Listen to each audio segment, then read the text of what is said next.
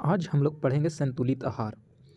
संतुलित आहार को उचित मात्रा में होना आवश्यक है ताकि ये हमारे शरीर को वृद्धि और ग्रोथ यानी डेवलप करा सके, अच्छे से स्वास्थ्य बनाए रख सकते हैं। जैसे वृद्धि और स्वास्थ्य दोनों बनाए रख सकते हैं और इसके लिए हमें एक उचित मात्रा में पोषक तत्व को होना ज़रूरी है। साथ ही इसमें हमें पर्याप्त मात्रा में रुक्षांश जो भोजन पचाने में काम करता है और जल जो भोजन को अवशोषण करने में कार्य करता है, इसको भी साथ में होना ज़रूरी है ताकि इस प्रकार के आहार को हम संतुलित आहार कहते हैं। हमारा आहार की आवश्यकता उम्र के अनुसार बदलती रहती है। क्या आपने देखा कि नवजात शिशु और वयस्क व्यक्ति के भोजन में अंतर? तो हाँ, हमने देखा कि नवजात शिशु दूध पीते हैं, वही वयस्क आदमी दाल चावल फल ये सब खाते हैं। क्या हमारे शरीर के बारे में सोचा कि शरीर के कार्यों के आधार पर भी संतुलित आहार का निर्भर होता है? आपने कभी ये सोचा कि क्या एक मजदूर व्यक्ति आवश्यक आहार एक जैसा होगा या भिन्न होगा? जो कार्यालय में बैठकर कार्य करता है और एक मजदूरी करता था, दोनों का आहार डिफरेंस होगा। इसी तरह देख सकते हैं आप इस पिक में कि ये नवजात शिशु है, तो इस नवजात शिशु का जो आहार होगा वो नवजात शिशु के अनुसार होगा, जैसे दूध होगा और कुछ उस टाइप से छोटा छोटा फूड होगा। जब वही वयस्क में पहुंच जाता है तो एक संतुलित आहार लेता है, दाल चावल फल दूध ये सब वयस्क लेता है, जबकि शिशु सिर्फ दूध पर निर्भर रहता है और साथ ही व्यायाम भी करना जरूरी होता है। अब हम लोग जानेंगे कि एक भोजन का पिरामिड बनाते हैं, ठीक है, और उसको मैं बता के हम क्या क्या खाते हैं और इस प्रकार हम रखेंगे कि जैसे तेल वाला जितना हो गया एक तरफ हो जाएगा, फल एक तरफ हो गया, रोटी सब्जी एक तरफ होगा। तो इस तरह से पिरामिड बोलते हैं त्रिभुजाकार को। जैसे ये त्रिभुज है, ये तो इसी टाइप से हमें बनाना है और इसमें रखना है फूड को। तो यहाँ पर हमने सबसे पहले किसको रखा है? तो तेल घी एवं मक्खन को। किसको किसको रखा है? तेल घी एवं मक्खन। उसके बाद दूध एवं दही के। उसके बाद इधर देखिएगा तो मछली एवं अंडा जो मांसाहारी के में है। यहाँ पर सबसे सब्जी और फल को रखा है, यहाँ पर दाल और चावल को। तो इस तरफ से भोजन के पिरामिड को रखकर बनाना था। अब हम लोग आगे की पढ़ाई करेंगे कि इस भोजन को 3 रंगों में मिलते जुलते रंगों को खाद्य सामग्री की एक सूची में रखेंगे। जैसे केसरिया या लाल रंग वाला जितने भी अथी हैं फल या अथी हैं सब्जी हैं उनको एक में रखेंगे। जैसे आप देखिएगा केसरिया लाल रंग में टमाटर आते हैं, गाजर आते हैं, सेब आते हैं, इसको एक अथी में रखेंगे एक कलर में। और दूसरे कलर सफ़ेद में खाद्य सामग्री को किसको? चावल को रखेंगे, दूध को, आलू के, अंडा को और साथ ही मूली को भी रखते हैं। हरे रंग के खाद्य सामग्री में मटर को रखेंगे, कद्दू, नेनुआ यानी पालक को रखेंगे। हमारे भोजन के प्रतिदिन रंग बिरंगे खाद्य पदार्थों का मिश्रण होना चाहिए। यह संतुलित आहार है जो स्वास्थ्य विकास एवं शारीरिक एवं मानसिक गतिविधियों के लिए जरूरी है। इस रंग बिरंग का हम लोग को भोजन खाना चाहिए ताकि एक संतुलित आहार मिले, स्वास्थ्य बना रहे, शरीर का डेवलपमेंट हो, किसी तरह की बीमारी ना हो। पोषक तत्व को नष्ट होने से बचने हेतु कुछ सावधानियां भी है। जैसे जब आप छिलका उतार कर सब्जियों और फलों को धोने पर उनके कुछ विटामिन नष्ट हो सकते हैं। पहले क्या होता था कि पहले लोग घर में जब खाना बनाते थे तो पहले धो लेते थे, उसको बाद छिलका मतलब काट उठते थे। अभी क्या होता है कि पहले काट लेते हैं उसके बाद निकालते थे। इस तरह से विटामिन नष्ट हो सकता है।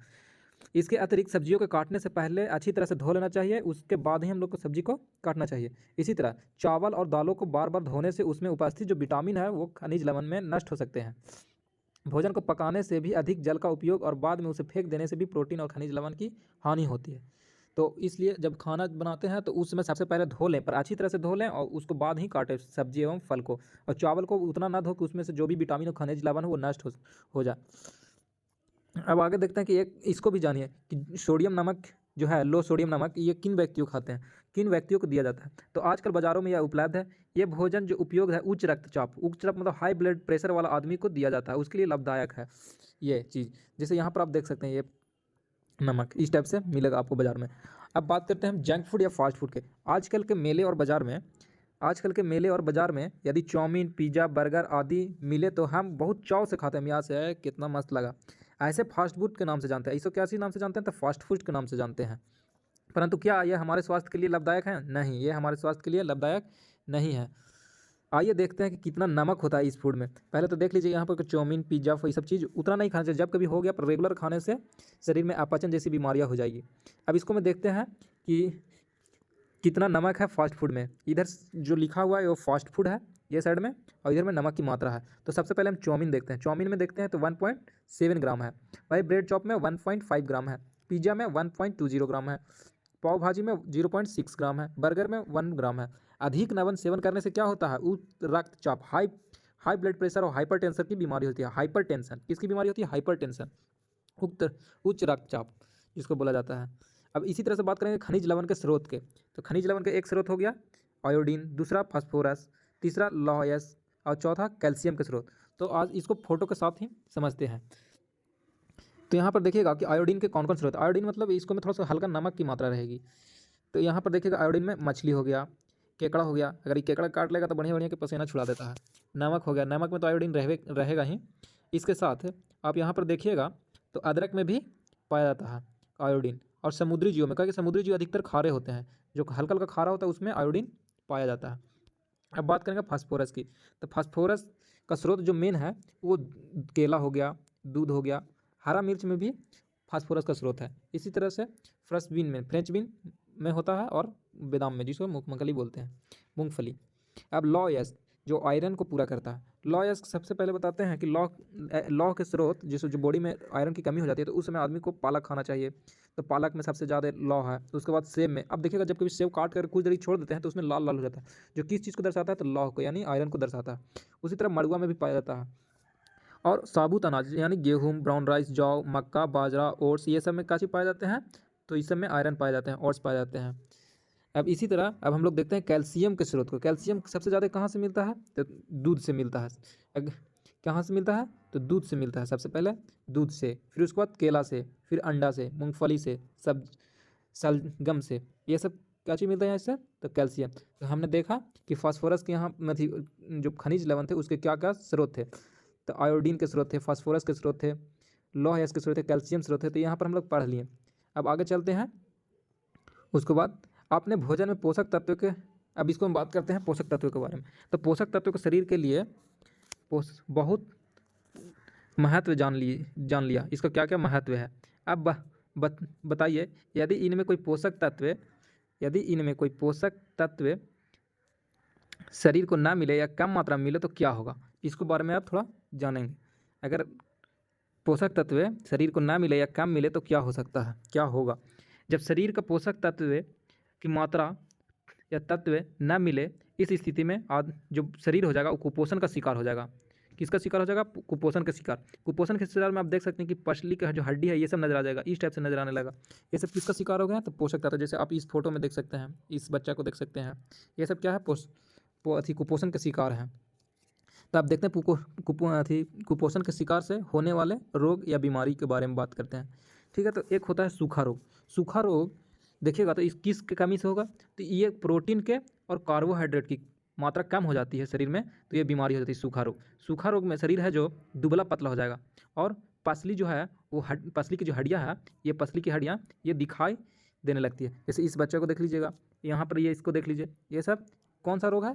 सूखा रोग है। तो इसी तरह से एक होता है क्वाइसियोरकर रोग। इसमें भी जब आपको संतुलित आहार या पौष्टिक तत्व ये सब नहीं मिलता था, जब शरीर कुपोषण का शिकार हो जाता है, तो उस पर देखिएगा कि ये किस कमी से होता है? तो प्रोटीन की कमी से होता है। बच्चे के जो शरीर की वृद्धि है वो डेवलपमेंट रुक जाती है, अब गोड़ हाथ पतला हो जाएगा और इसको में पेट फूल जाएगा, जैसे इस फिट में देख सकते हैं। ये अधिकांश जो है उस अफ्रीकन कंटिनेंट में पाया जाता है, क्योंकि वहाँ पर बच्चों अधिकतर कुपोषण का शिकार हो जाते हैं। किस चीज़ का शिकार हो जाते हैं? तो कुपोषण के शिकार होते हैं। अब बात करते हैं रतौंधी का, किसको बात करते हैं? या नाइट ब्लाइंडनेस का, जो रात में दिखाई देगा पर कम दिखाई देगा, बहुत ही कम मात्रा में रात में दिखाई देने लगा। एक नॉर्मल आदमी को देखिएगा तो इस टाइप से दिखाई देगा रात, अगर वही जिसको हुआ रहेगा कलर ब्लाइंडनेस, उसको इस टाइप से दिखाई देगा। किस टाइप से दिखाई देगा?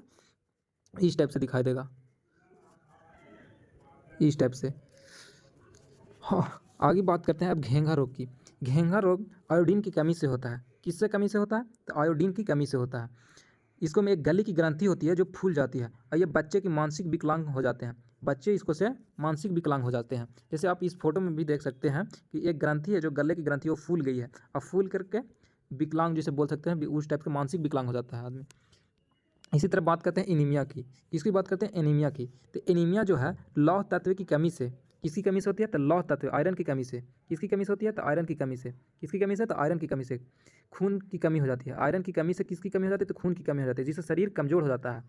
और कमज़ोर शरीर कई रोगों को ग्रस्त हो सकता है। जैसे ये चीज़ अधिकतर प्रेगनेंसी पीरियड में देखा जाता है। नॉर्मल आदमी अगर रहेगा तो इस टाइप से रहेगा, अगर एनीमिया का पेशेंस रहेगा तो ये इस टाइप से ब्लड उसका सूख जाता है। इसको हम देखिएगा जो रेड रेड नज़र आ रहा है वो ब्लड है, जो खून है, और इसको में जो रेड में तो इसके तुलना में ये ज़्यादा है, तो ये नॉर्मल पीपल में जिसको एनीमिया हो जाएगा उसको ये चीज़ दिखाई देगा।